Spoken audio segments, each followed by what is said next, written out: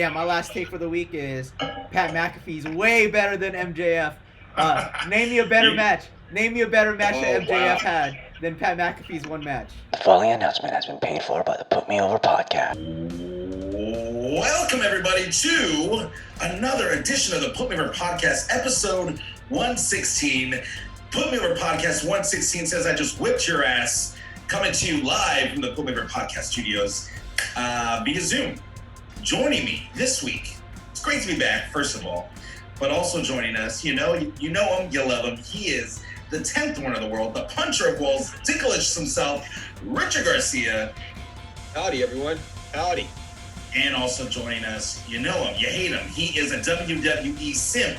He is the handsomest man alive, the Pinoy powerhouse, Byron Pagbilao. What's up, guys? Wakanda forever. Hey, come on. Wakanda forever. Rest in peace, Chadwick Boseman. Rest in peace, Chadwick Boseman. That's pretty huge news. Hey, people like Byron. They may not like Dick sometimes. You never know. It's whoever. It's eye of the beholder. I love Dick. I like Dick all the time. I bet you do. Oh man, such a week in wrestling. They since they went from SummerSlam to Payback, they didn't really have a lot of time to like build anything, so they just threw everything in a blender and gave us a pretty decent build-up for Payback coming up on Sunday. This is the end of August, and there's going to be a lot going on. We're in the middle of it. We got another pay-per-view, another WWE pay-per-view this Sunday, and then next weekend's going to be All Out.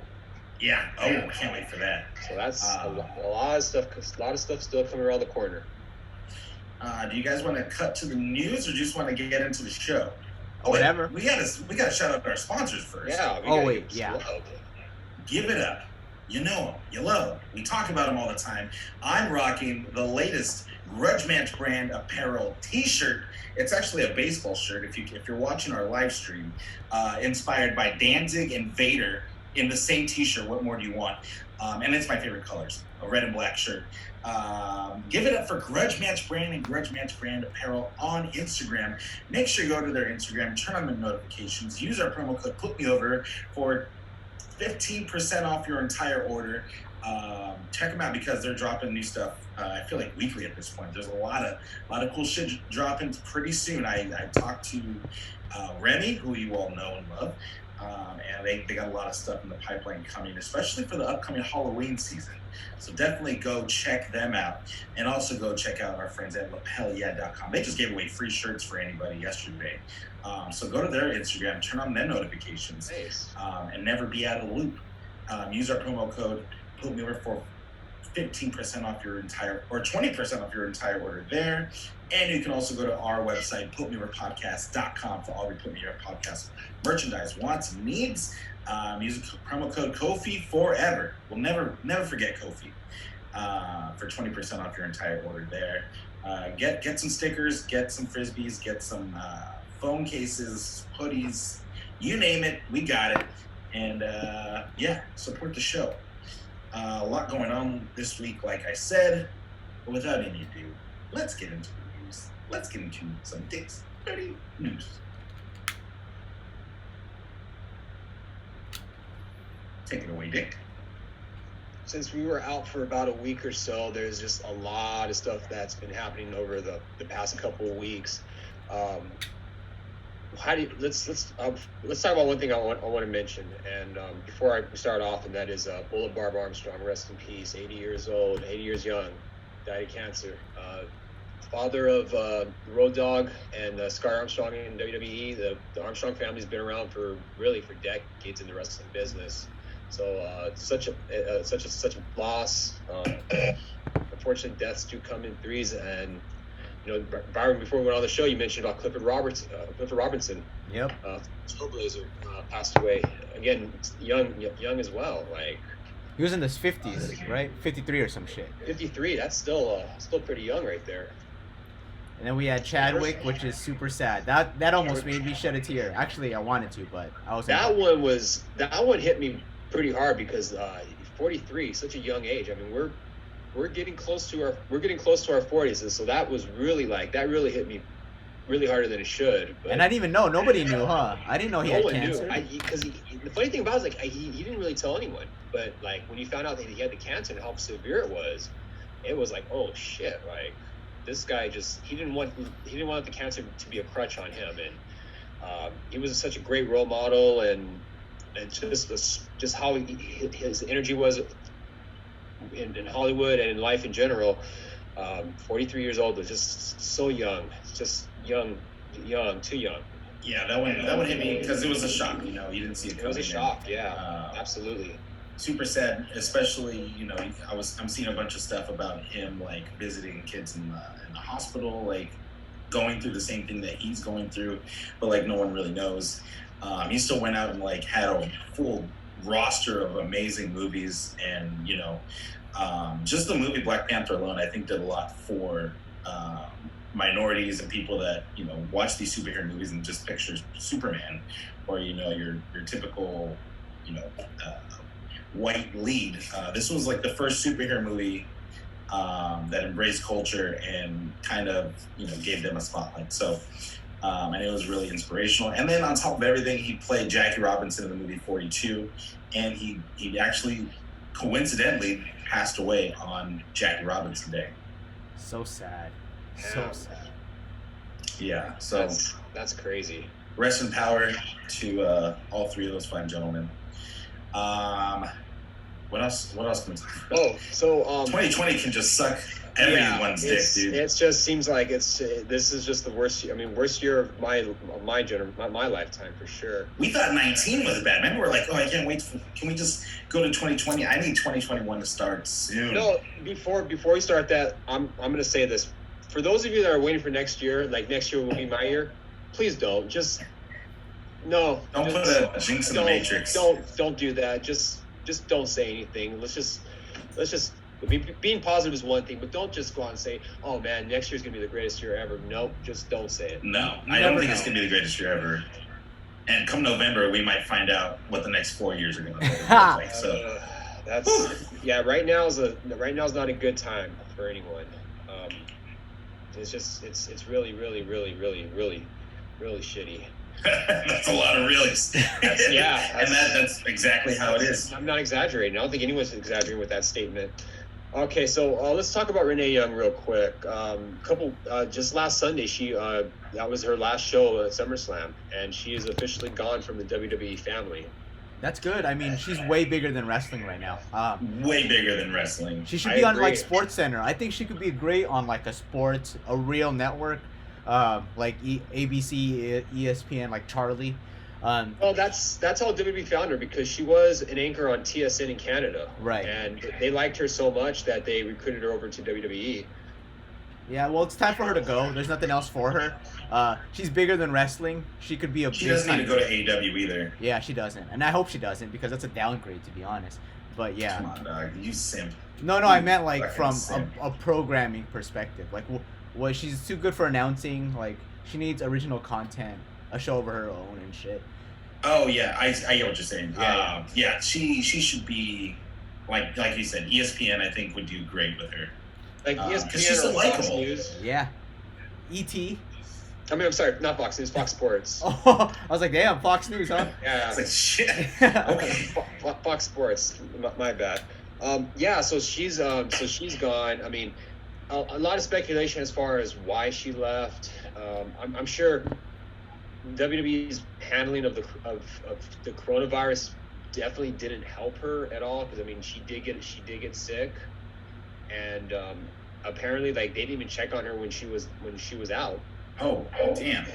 So if that's the case, then I can completely understand her not wanting to resign and wanting to do something else, and then besides that, her husband is obviously working for AEW, so that's another factor too to consider. Yeah, and then they kind of just like cut the rug from under her. They'd give her stuff to do, and then they'd take stuff away. Backstage got canceled. They gave her a shot at commentary, which she knew she wasn't like the greatest commentator. Yeah. But she was the first women commentator for Raw, so that's pretty huge. But that didn't last very long, and I feel like they kind of didn't have anything for her to do. There was a lot going on with everybody else, and Renee kind of got lost in the shuffle. Right. They took her for granted. Definitely, they had a huge talent there. But yeah, take your talents to South Beach. Good for her. Good for her. You know, Looking and forward go to see somewhere what she else does. and go where she's appreciated. So that's out of the way, and let's talk about the PWI 500 because Let's. I think that's something like I think each of us have our own opinions about. And Iron hacked into our Instagram and blasted the PWI. Yeah, it was trash. It's a trash. let's go ahead and talk about the top 10 to kind of get an idea of like where each wrestlers are at. Do you want to go ahead and pull it up? One of you guys pull it up? Yeah. I got it here. The PWI, if anyone's not, keen to it, they basically rank wrestlers. It's the top 500. It's the 30th edition of this list, and they go by the following criteria: win-loss record, technical ability, influence on the sport, success against the highest grade of competition, success against the most diverse competition, and activity. So it's not just like, oh, we like this guy. They actually have criteria for ranking these particular. And it's not just one thing. They take a lot of things, as you mentioned, into consideration. Yeah, there's 1, 2, 3, 4, 5, 6 different things that they take into consideration. Interesting. You guys want to go top from the? Let's go 5 10. up? Let's start from 10 down. Let's go 10-1, yeah. 10, we have AJ Styles, no disagreement. Could be higher, depending who you ask. Number 9, Kofi, which is kind of weird because he had a long, crazy year. From champion to not champion so quickly, and out of the champion scene so quickly. To nothing? Right. Back to tag team, like Big E said. Kofi's an interesting study. We'll talk more about him in a bit. Seth at number 8. From number 1 to number 8, that's a big drop off, but he's still having a good run. No hate there. At number 7, Cody Rhodes. Jobert, just kidding. I mean, I understand why he's that high. Okada, number 6. I think that's the lowest I've seen Okada from like the last 5 years, maybe. He's not the highest NJPW, which is kind of crazy. Naito at number 5. Big Drew McIntyre, number 4. 3, Jericho, which is kind of weird. I get it though. I think he should be the highest of the AEW people. That's just me. Number 2, Adam Cole should have been number 1, and number 1, which is the biggest. He's not even the best person in his company, and he's number 1 in the world of wrestling. John Moxley. Okay, so that's what the top 10 for this year's PWI 500 looks like. Byron, you already gave some of your opinions about it. So I think, I mean, like you said, you mentioned that Adam Cole should be number 1. I agree. I think he should be up there because he held the NXT title for he's the longest reigning NXT champion. Right. What is it, over 300 plus days, I want to say, like 300, right.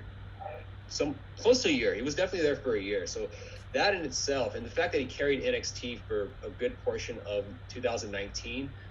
And during the transition too. The transition of NXT being its own brand, he was the first guy, so that's big, I think. That's a big responsibility put on him. So I can understand him. I can make the argument for him being number 1. It doesn't bother me with Moxley being number 1 because you got to think about him. He is the top champion right now in AEW. And the way they booked him so far is, I don't have a problem with it. It's to essentially kind of compensate for how he was booked in WWE, and he's credible. So I have no issue with him being number 1. I mean, I think Cole probably deserved it more. I mean, if it was going to go to an AEW guy, I think Jericho is the guy that matters the most in AEW at this point. Even though in ring he's not so good anymore, but yeah, he's lost a few steps. But I'm okay with Moxley being 1, not just because I'm an AEW mark, but also because Moxley's been untouchable. I think he's been one of the most dominant champions in any federation, in any organization. He hits you with one of his paradigm shifts and the match is over. And he's fought a pretty diverse stable of different, contenders. Who's he beat as champion? He's beat what? Brody, which is mid-card. Brian Cage. He's beat fucking Darby Allin. He's beat. Didn't he fight Sammy Guevara? He beat Sammy, right? He wrestled Sammy Guevara. Yeah. Okay, so minus Brian Cage, those are mid-carders. So, I mean, if they're going to I don't think that's the highest grade of competition. Diverse competition, yeah, because they're all sorts of different wrestlers. Technical ability, whatever. Win-loss record, I guess they took that into account. Promos, he's definitely way better than he was in WWE with promos.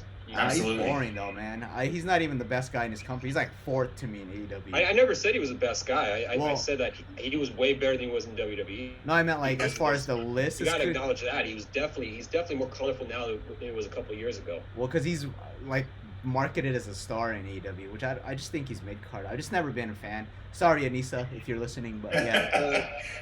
Well, that and well, I mean, the thing about it is that he's got the rails to kind of say whatever he wants. He's got more freedom, and that's helped him a lot. I'm actually cool with. I mean, Drew McIntyre at number 4. Do you guys think he should be higher? He beat Brock Lesnar in the main event of WrestleMania, and he beat the Big Show in the same night. So he got a twofer in one night. But his reign hasn't really been anything to. Who is Drew McIntyre fought really? With Drew, you got to take into consideration that there was no crowd.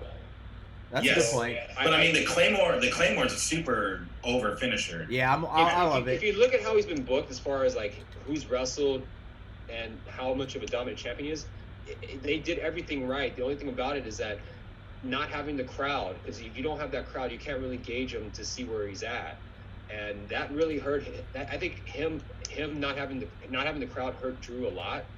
I think Drew would be 3. He would be. I would probably put him higher. Yeah. Jericho's there because just not so much of the in-ring work, but just how much he means to AEW. Because there's no Jericho, AEW would not be where they're at right now. Yeah, he's kind of the torch bearer right now. He's been killing it on commentary. He kills it in promos. He kills it moderately kills it in the ring now. Which I mean, that's not even a knock on him. People get older, you know. Right, it happens. I mean, he's really the MVP of AEW by far. Absolutely. Yeah. I think more than Moxley. Yeah. I would agree with Byron on that one. If anything, I'm totally and he's cool. putting over younger talent too, which is huge. Too. He's making Orange Cassidy feel like even a bigger rock star than he already was. So yeah, Jericho is the MVP. Yeah, because this list isn't too bad. This top 10 specifically isn't that. One thing I would like to know is Kenny Omega's not sniffing the top 10, but because and as he should be though, he should be top 5 every year, easy. But yeah, the only thing is Moxley being number 1. I could see him in the top like 5 through 10. I'd replace him with a Jericho or even Cody above Moxley, to be quite honest. But well, Cody is a TNT champion. Right. Up until last week, he's been defending it every week against all comers, people that were either in the company, coming into the company, like people like Eddie Edwards. He fought Ricky Starks. He had a lot of great matches. Yeah. His technical ability is a lot better than what it was when he was wrestling in WWE. Well, he's not doing stupid ass moves. I mean, he's still Cody Rhodes. I'm a big Cody Rhodes fan. AJ Styles, I see where he's at. Even though he's the IC champ right now, he really hasn't done much other than fighting The Undertaker at WrestleMania. Big time. Which might be one of the matches of the year. Yeah. That or... and then you have Naito at number 5. Naito's big year. I mean, he had his big moment in January, and another victim of the pandemic. I mean, New Japan in general, they did suffer with not wrestling during the pandemic, so they were hurt by it too. They got Sammy Guevara. He only had one defense. Did you know that? Yeah. That's nuts. That's crazy. He had one defense, and that was it. But again, I blame that more on the pandemic than anything else. I don't think Kofi should be in the top 10. Sorry to cut you off. I don't think Kofi should be in the top 10. Kofi shouldn't be in the top 10? No. What is the year? What's the cutoff? We'll get to Kofi in a sec. Real quick, though, conspicuous by his absence, one name I noticed was the Universal Champion, and that's Braun Strowman. He didn't even crack the top 10. Because I don't think... Because his reign has been garbage. And his technical ability is 0 to none, to be honest. Power slam. He's just a power move guy. Not a big I'm not influence. a big fan of Braun Strowman. Yeah, not a big influence on the sport. He's done 0 for me as champion. The way that he won the Universal title, I definitely hurt him more than it helped. And then if you look at the competition that he had as champion, I mean, we were all waiting for the Fiend to come back and to take the belt off him. Like it was bound to happen because he was really the only person that can really go toe to toe with Braun. Everyone else was just second fiddle compared to the Fiend. Yeah.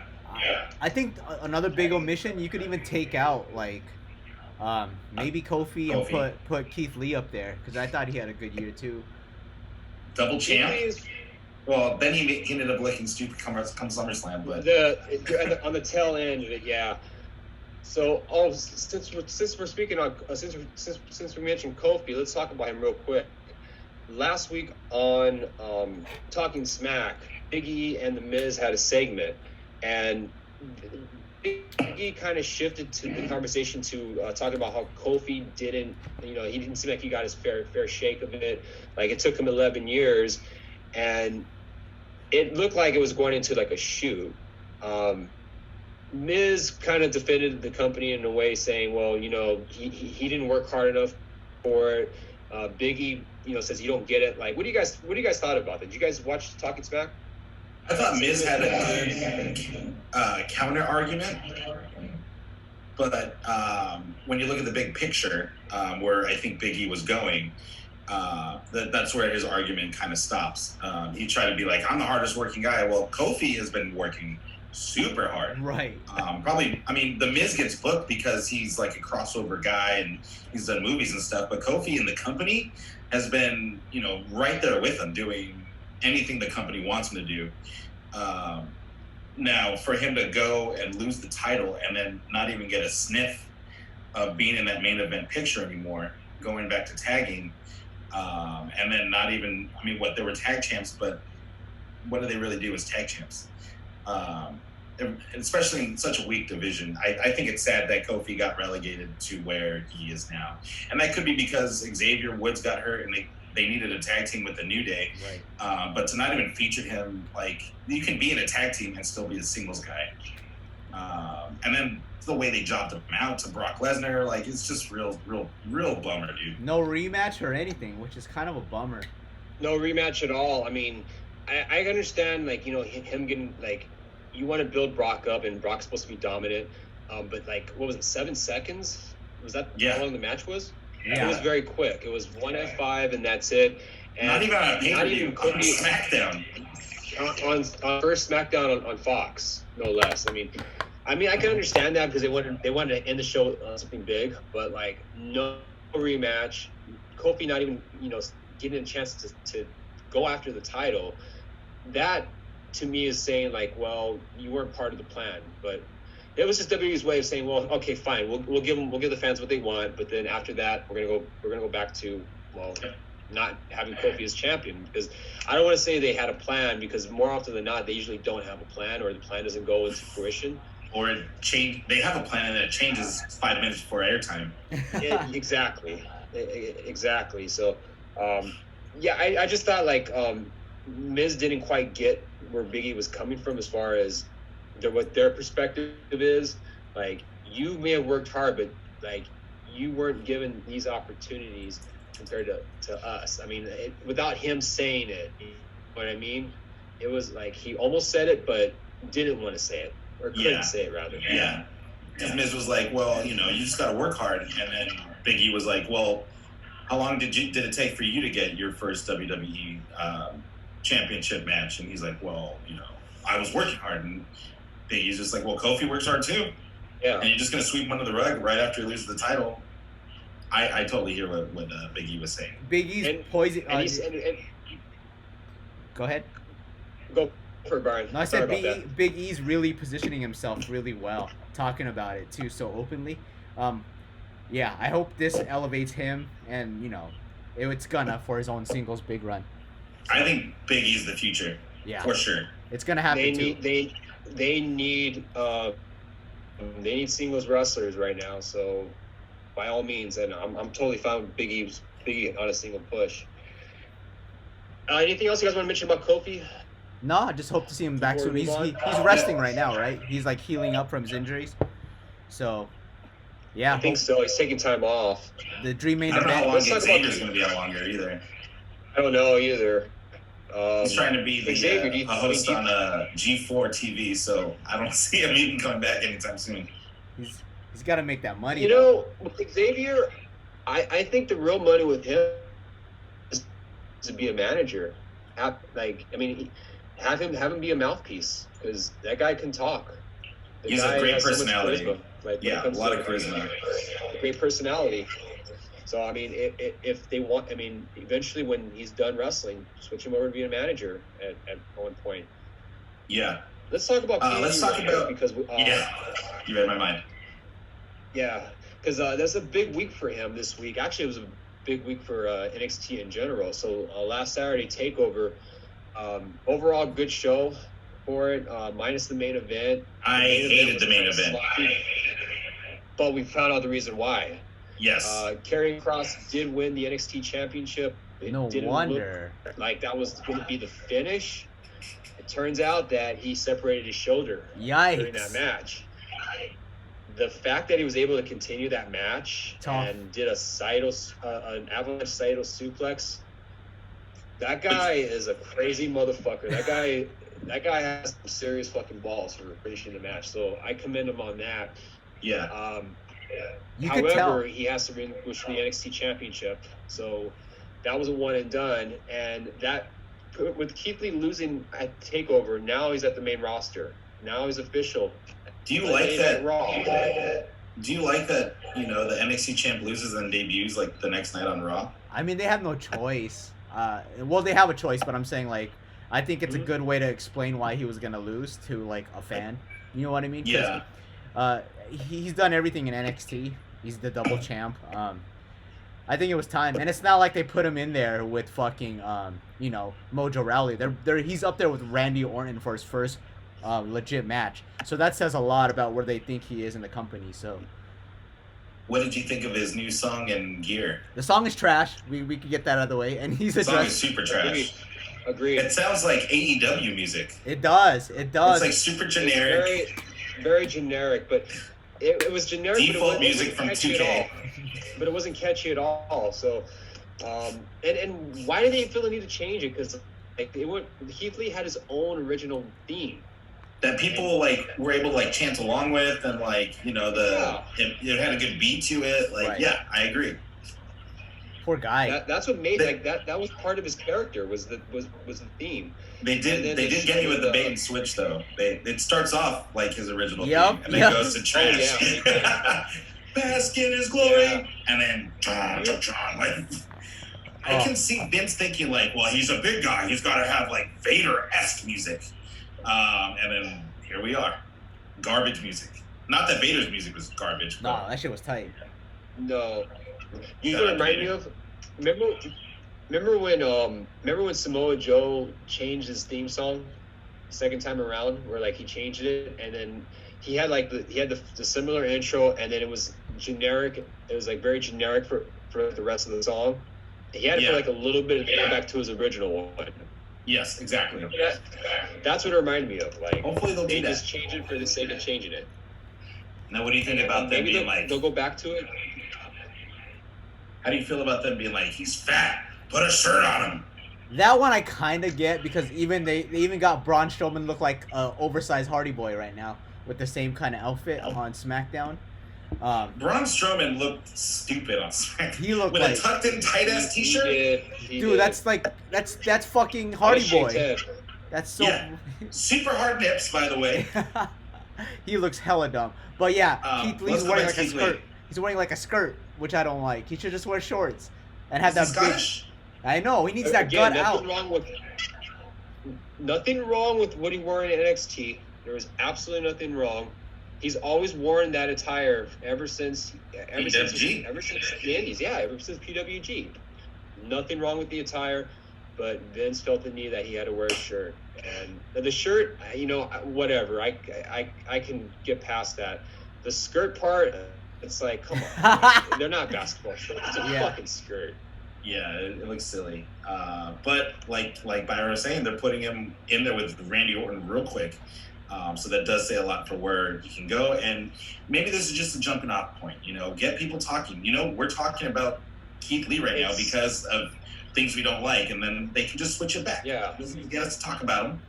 There's hopefully they're smart and they're thinking like that, like, oh, we'll piss off the marks, and then we change it to love him. So I mean, it could be that. Hopefully it is. I'm hoping it is too. It wasn't a. Make us think that they listened to us when this was the plan the whole time. Exactly. We'll see. I mean, it wasn't a great way to introduce Keith Lee to the main shows. I mean, it was not a good way to do it, a perfect way to do it.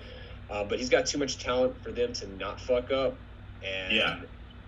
We've seen this before. Let's not forget. We've been down this road before with other stars. I mean, look at Ricochet. Yeah, but Ricochet up. But to be fair, do? As good as Ricochet is, he's no Keith Lee. Keith Lee's like next level. He's for a big man, yes. Yeah. I've always said I've never seen a refrigerator jump over the top rope of a ring before, but Keith Lee can do it. Right, and his charisma alone. But Ricochet, Ricochet is Ricochet. He's still fucking beast, but Keith Lee is just, he's a monster. Yeah, Ricochet still needs that mic work, though, to be fair. Ricochet's still kind of a dork on the mic. Like, why is Keith Lee all of a sudden best friends with fucking Drew McIntyre? I don't know. I couldn't put those pieces together. That was weird how they did that scrap off. Not really. I feel like they've had history before. In NXT? They've had history before. Maybe not in NXT. I'm trying to remember if they had a match, because I think by the time Keith Lee came, Drew was already in NXT on the main roster. Yeah, he was. I know they've had a couple matches involved. It's one thing to be like, I respect Drew McIntyre and I want to, look out for our champion. It's another thing to be like, we're good friends and I'm gonna, it just kind of came out of nowhere. That's just a little. Yeah, it just came out of nowhere. I got another reference. Let's just see how it plays out. I mean, if history's told us anything, it's more often than not we should be a little worried. But Keith Lee, he might be the exception to that rule. We'll see how it goes. Yeah. What happened let's change it up. Yeah, what happened on AEW? The Hangman. I thought you guys were gonna get off on that. When I saw that happen, I was like, oh, these fucks are gonna love this storyline. I'm still not sure where they're going, but effectively Hangman Page, real quick. He's been I guess disassociated with the Elite guys. They were having a gauntlet match, great gauntlet match if you go back and watch for the tag team championships, no more contendership, which ended up being FTR. So you're going to see FTR versus Hangman and Omega, and they were having a gauntlet match, and was it Nick Jackson could have made the save, but Hangman came out and grabbed his legs and basically cost them the match.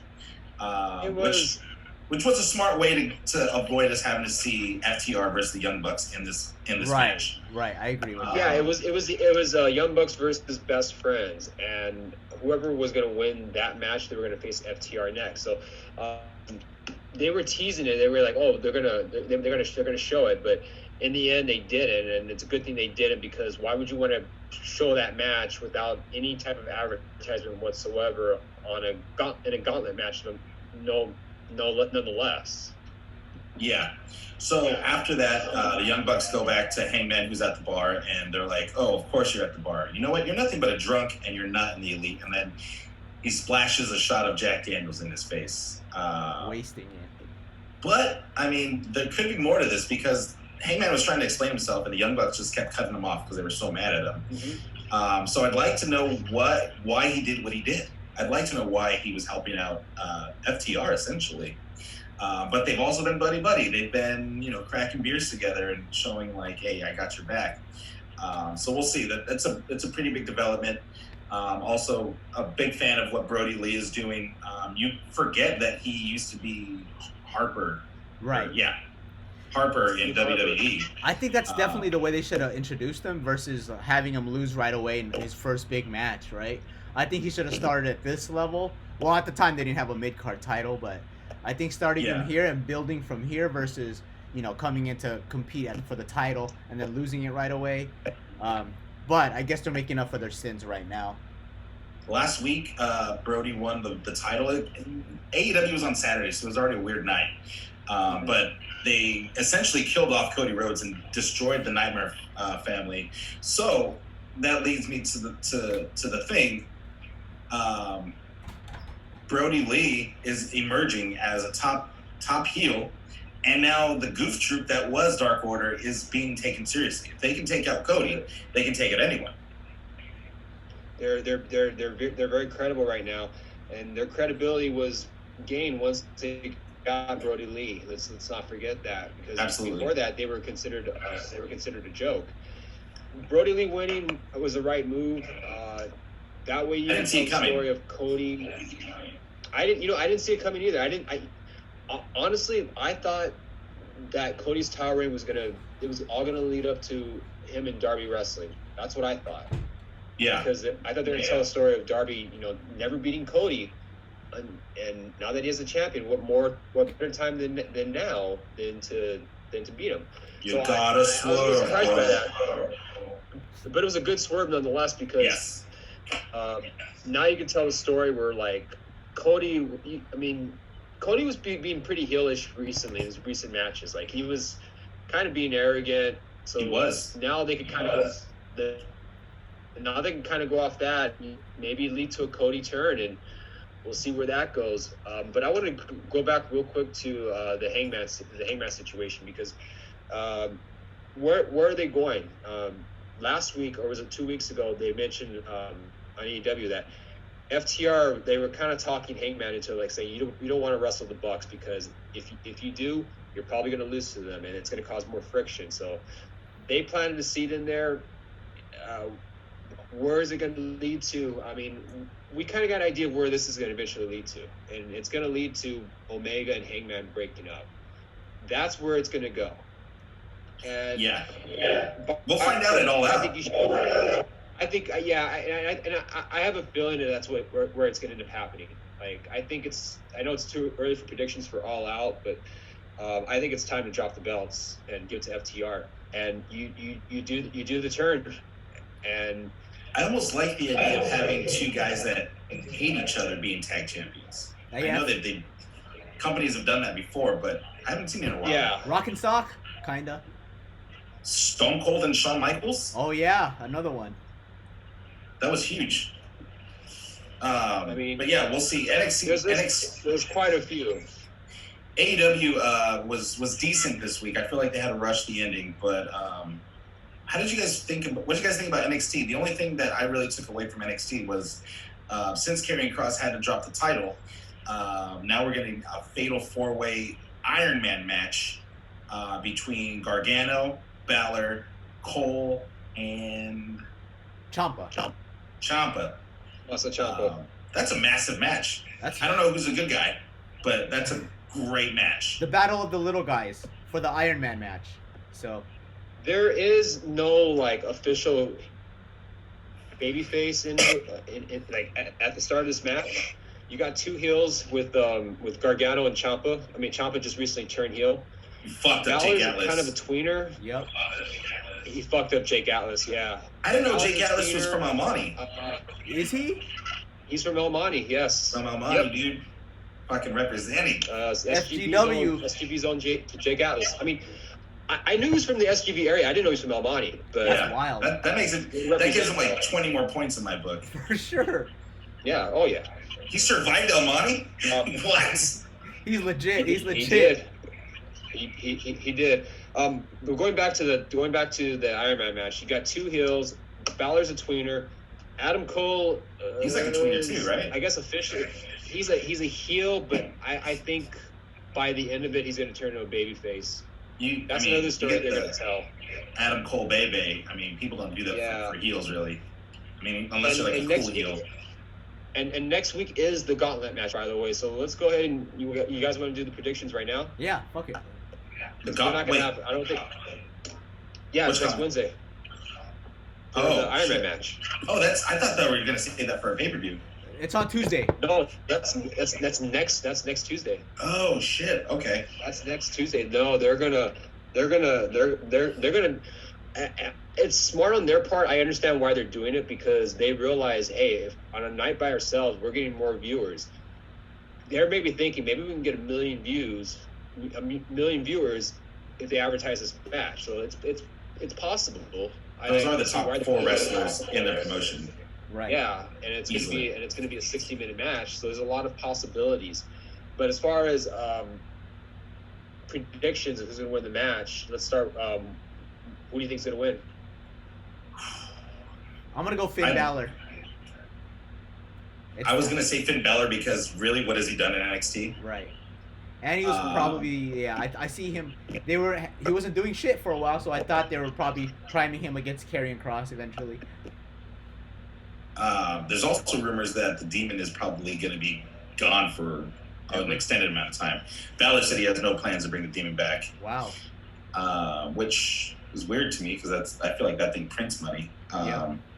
Prince, get it? I'm going to go Balor on that one too. I feel like he needs something. So yeah, Finn Balor is my pick. Yeah, because Adam Cole, I mean, he just lost the belt. He just lost the belt almost 2 months ago. So there's really no point in him being champion again. In fact, I think by the end of the match, he's going to turn to a babyface. Yeah, give him that turn. Yeah, I can see that. Time for him to go to the main roster. I think Undisputed Era is going to screw him. So I can see that happening. Gargano, he just won the belt. He won the belt recently as well. I don't really see him as being champion. Maybe Ciampa. Ciampa could be the dark horse. He didn't because he technically didn't lose the belt. Yeah, he had to give it up. He had to give it up. So I could see either Ciampa or Balor winning it. I don't know what. I mean, if they. I don't know. I mean, I think it's gonna be one of those two at this point. So who's your pick? You can go either one. I'm gonna lean more toward Balor. Damn, unanimous.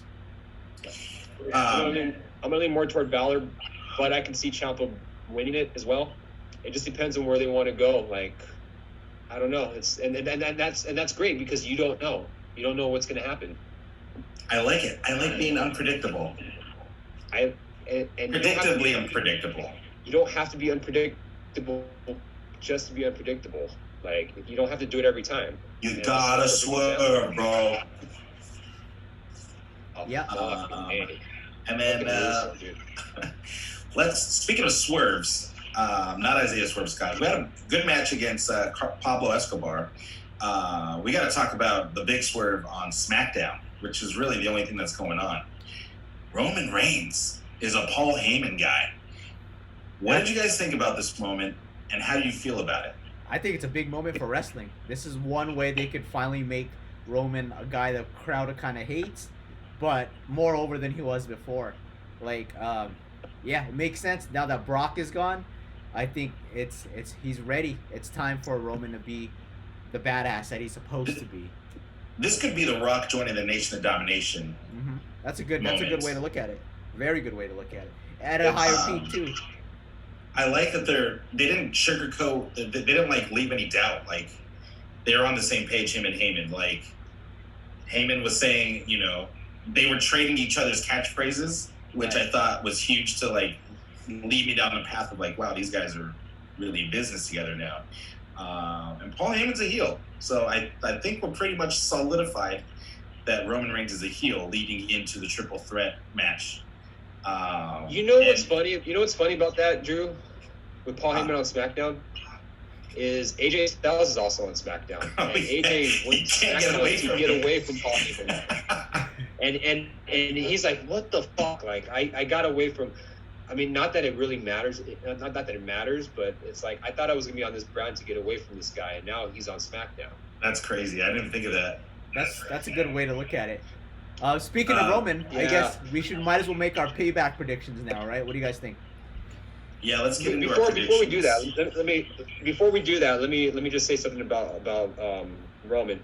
Overall, the great angle, Roman needed to turn heel. It was just not if, but when. It was only a matter of time. The only thing I will say is maybe they could have saved it for the pay-per-view where like Heyman helps Roman win, and you can officially have him turn heel, have him start as a babyface, and then in the match with him being a heel. But I like the way they did it here as well.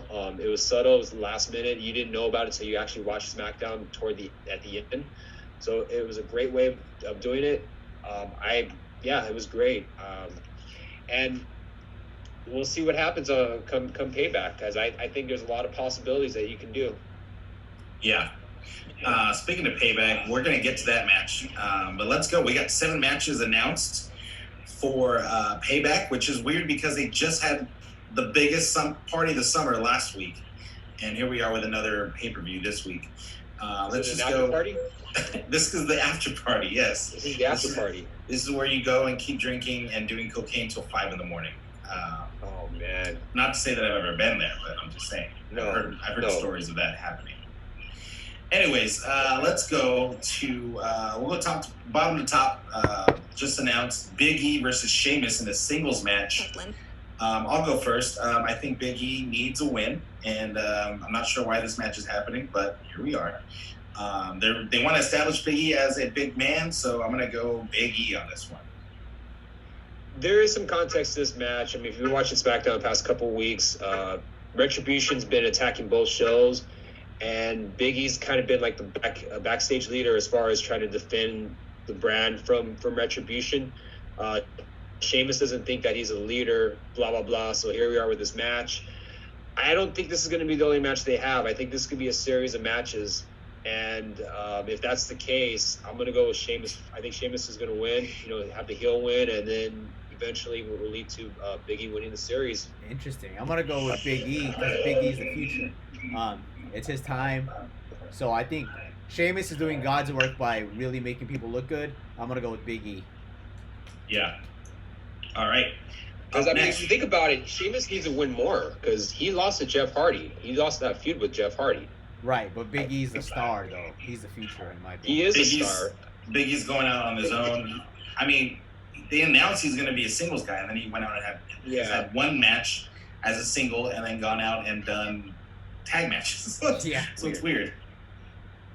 All right. Want to go with Matt Riddle? Matt Riddle versus King Corbin? What do you got? This is the I don't care who wins match, but I'm going to go with Matt Riddle. I am not a Corbin fan, but for some reason he manages to beat people when he shouldn't. So I'm going to go King Corbin on this one against my better judgment. I love Matt Riddle, but Corbin needs a win here and there sometimes, so I'm going to go Corbin on that one. Dick? You're using my logic. You're using my logic for the Big E Sheamus match for this match. But Matt Riddle has had wins. I'm going to go. He's had wins. I don't care for this feud. I hope this feud ends because anything with Corbin, I don't care. I really don't care. I could see them keeping this feud going. I could see it happening. I mean, and another thing, it's Payback, so it's not a big pay-per-view. So I'm gonna go with Corbin on this one because I think this is. I don't see this feud ending. This is not where it's gonna end. They're gonna keep going. You already know they're gonna have another match on SmackDown, so that's already given. So I'm gonna go with Corbin. All right, and go ahead and go with number 5 there, Dick. All right, so we got Dominic and Mysterio versus Seth Rollins and Murphy. So last week at SummerSlam, Dominic debuted in his first singles match. I thought he did very well, actually. Great match. Yeah. Seth did win. I mean, rightfully so, because you don't want to have Dominic win his first match like that. The fact that they're going to run it back with a tag match, I'm inclined to say Dominic and Ray. I think it's about time they get some revenge. They need to get a win on this match. And then you could go ahead and, have Ray eventually win this feud with Seth if that's the route they're going. Otherwise, if Seth and Buddy win, there's no point. Like, why even have those matches to begin with? So I'm going to go with Dominic and Ray.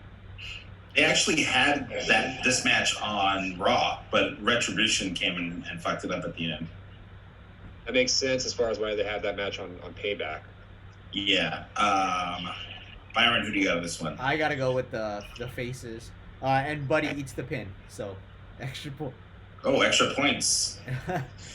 I'm also going to go with the Mysterios. They need something because they keep getting fucked up every chance they get. Right. Yeah. So, yeah, I'm going to go with that. Byron, you're next. This one's a tough one, but actually an easy one. Keith Lee versus Randy Orton. I hope I'm right, more so than ever, but I hope Keith Lee goes over. And I think somebody's going to interfere, maybe Edge or something like that in this match. So we'll see. I too am gonna go with Big E because you can't debut and just lose real quick. Randy Orton's been on another level lately, but I feel like this is going to be the match to set the tone for where Keith Lee is going to be in the pecking order, at least for the first, three Raws, and then Vince is going to get bored and go to something else, and Keith Lee will end up tagging Keith Lee will end up tagging against Andrade. So yeah, I'm going to go Keith Lee on this one. What do you got, Dick? Keith Lee shouldn't lose. Considering that he did have a match with Drew McIntyre and it ended in a disqualification for him, so that I don't really consider that to be like his first match per se. Yeah. You want to get Keith Lee established. You need to have him established. Randy Orton's well established. He can afford to lose this match. He can afford to put Keith Lee over. He'll be just fine. But you want to get Keith Lee running, especially on a pay-per-view. And I get the feeling this is going to be the first. Obviously, it's going to be the first of many matches between them. So I'm going to go Keith Lee. All right. And up next, we have The Fiend Bray Wyatt versus Roman Reigns versus Braun Strowman in a no-holds-barred triple threat match. Whew. This one's kind of tough because all three guys are heels, essentially. Right. So I think the Fiend is the de facto face because, he's in a triple threat match with his idol. He just won it last week. I hope that this isn't the way to get the belt on Roman so fast, but I feel like that's what they're going to do. And I'm going to go Roman Reigns on this one. Wow. I want the Fiend to win, but Roman with Paul Heyman, it's a great way to make him a super heel. So I'm going to go Roman. I'll go next. I guess I'm going to go with The Fiend retains. There's going to be some shit going down. It's a no-holds-barred match, so yeah, there could be some shit going down. Maybe Brock, I don't know, some shit. We'll see. But I'm going to go with The Fiend.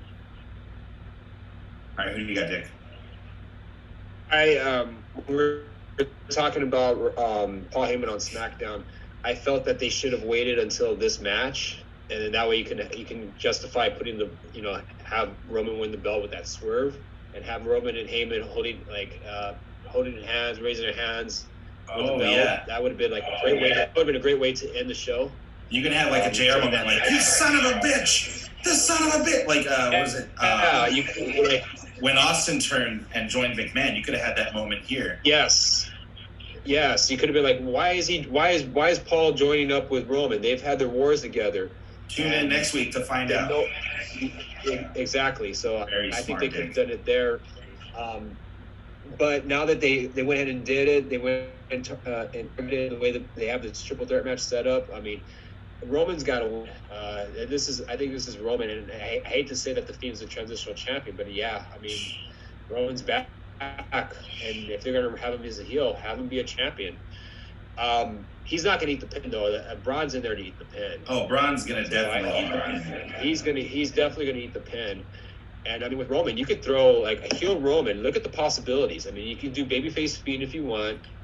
You can do Jeff Hardy. You can do Matt Riddle. You can do there's just Daniel Bryan. If you want to make it, there's a lot of there's a lot of ways to do it, and even Big E if you want to throw Big E in there as well. Like Big E against Roman would be amazing. It would be very I would love to see that. So yeah, I'm going with Roman Reigns. Good pick. All right. Go ahead with the next match, Dick. And it's not in any order whatsoever. It's just we just have a list. So U.S. champion Apollo Crews versus Bobby Lashley. This one, it's all going to lead up to Lashley winning. I think that's what the story they're telling, because Apollo took out MVP, he took out Shelton Benjamin. I don't think he's going to be able to take out Bobby Lashley. So I see a title change here. Lashley, new champ. I also think Lashley is going to win. I think he's going to get a little bit of help from the person that they've been trying to court over in Cedric Alexander. Yeah. I think Cedric's going to come out with Apollo and his crew to back him up, and then in the end he's going to turn on him. So I'm going to go with Lashley. I agree. See that. Unanimous. Yeah. We're going with all the Hurt Business, and I'm gonna stick with. Oh, the Hurt Business needs to be the main events. They need to be big time, and I think this would be a good way to solidify them as people to be feared and people that will fuck you up. Yeah, you're going to Lashley too. Yep, unanimous. All right.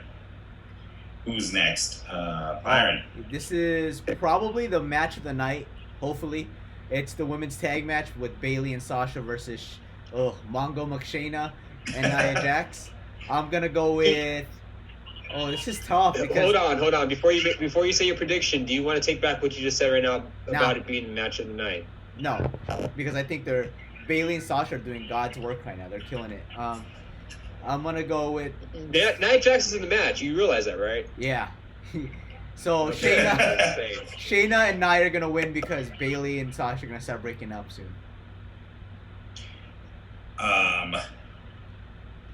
Yeah, I think that too. I think this is the dichotomy I was talking about earlier, where you're the tag champs, but you don't really want to be tag champs. And the reasoning behind it is, I don't care who I tag with, I just want to be a champion. And this is like Mega Powers Jace, if you ask me. Two badasses that they want, at least Shayna. Nia, I think, has learned her lesson, I feel like. Let's hope. So I'm going to go with Nia and Shayna, because I think this is the beginning of the end for Boss and Bayley. This is where we're going to see the beginning of the fallout here. I mean, the fact that they had to defend the tag championships a week after they both wrestled Asuka.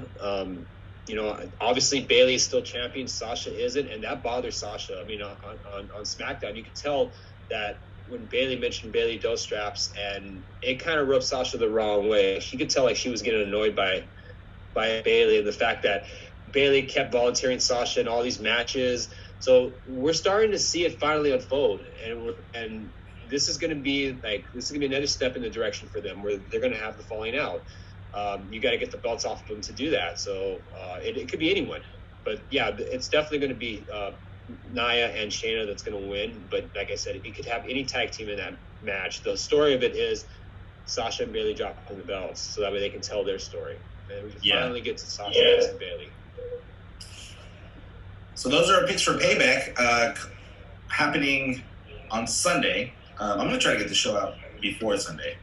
Nice. Do you guys have any final takes on the week in wrestling? Anything that kind of caught your eye? I liked Kalisto doing his best Rey Fenix impression on SmackDown. No, that's a good take. He pulled out some dope-ass offense that I haven't seen him pull out before. He really did. He's in great shape. Yeah, and I'm kind of worried about the Lucha House Party. I think the party might be over for those guys. Yeah, I think it's done.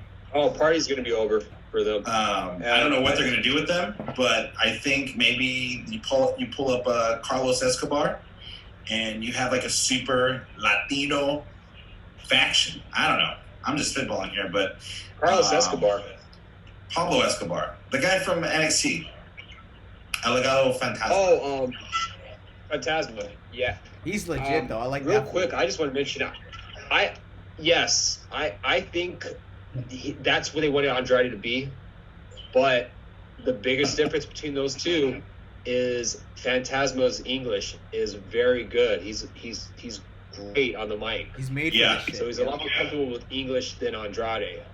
But Andrade's so good, dude. Yeah, Andrade's so good. But I mean, and real quickly, this is what you don't need to have everyone be speaking English and having doing their own promos. Like, I mean, look at Andrade, for example. English is not a strong language. Oh, we know. You have Zelina there as his mouthpiece. Zelina should be doing all the talking. Even Angel Garza to an extent. Garza's not that great Garza to a lesser extent, and on English either. And I feel like he's trying so hard, and it just reeks of like having no soul. You know what I mean? Carrillo as well. Yeah, Carrillo. Yeah, it's all those guys. You got Zelina there. Why are you making these guys talk for? Exactly. Anyways. Have them talk. Oh, my You got last. anything to add, Byron? Yeah, my last take for the week is Pat McAfee's way better than MJF. Name me a better match. Name me a better match that MJF had than Pat McAfee's one match. You're gonna eat your words coming up next week at All Out. Him and Moxley are gonna tear the house down. All MJF could do is talk. But that McAfee had a good match, though. Yeah, that shit was a legit match. That was an A+ match. For his first wrestling match, he did a phenomenal job. He blew everyone's expectations away when it came to him in the ring. So, hats off to him. But Adam Cole as well. You also got to give Adam Cole a lot of credit. I want to give him all the credit for making that match. It takes two people to have a match. Right, but to show me an MJF match that's at least 3.5 stars, and we'll be cool. I can show you something like that. Well, not even close to McAfee. McAfee. I can show you something better than the McAfee match. An MJF match. But show me one. We'll save that for another time. Yeah. Thank you so much for joining us this week. We're back, baby. So happy to have, semi-full crew. I'm happy to be back. I took like 2 weeks off. It was really nice not watching wrestling for 2 weeks. It's so nice sometimes. But thank you guys so much for listening, downloading, subscribing, telling your friends, telling your neighbors, telling your friends' neighbors. We are the new World Order Professional Podcasting, and we will see you next time.